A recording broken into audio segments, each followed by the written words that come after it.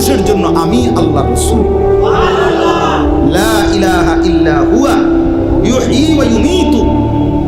তিনি ওই আল্লাহ যিনি ছাড়া আর কোনো ইলাহ নাই। তিনি সকলকে জীবন দেন, তিনি সকলকে মৃত্যু দান করেন। জীবন মৃত্যু দানকারী, একত্ববাদের অধিকারী আর কোনো ইলাহ নাই যিনি ছাড়া।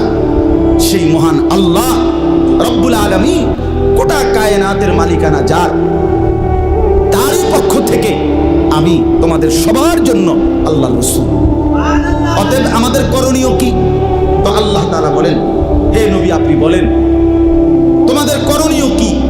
ফাআমিনু বিল্লাহি ওয়া রাসূলিহিন নাবিয়্যিল উম্মি আল্লাযী ইউমিনু বিল্লাহি ওয়া কালিমাতিহি। অতএব তোমরা সকলেই আল্লাহ এবং তার রাসূলের উপরে ঈমান আনো। আল্লাহ এবং তার রাসূলের উপরে কি আনো? ঈমান। রাসূলের কয়েকটা পরিচয় বলছে যে তিনি আল্লাহর রাসূল, আন-নবী তিনি আল্লাহর নবী, আল উম্মি তিনি দুনিয়াবি পড়ালেখা থেকে মুক্ত, যা বলছেন সরাসরি শুধুমাত্র আল্লাহর কাছ থেকেই বলছেন।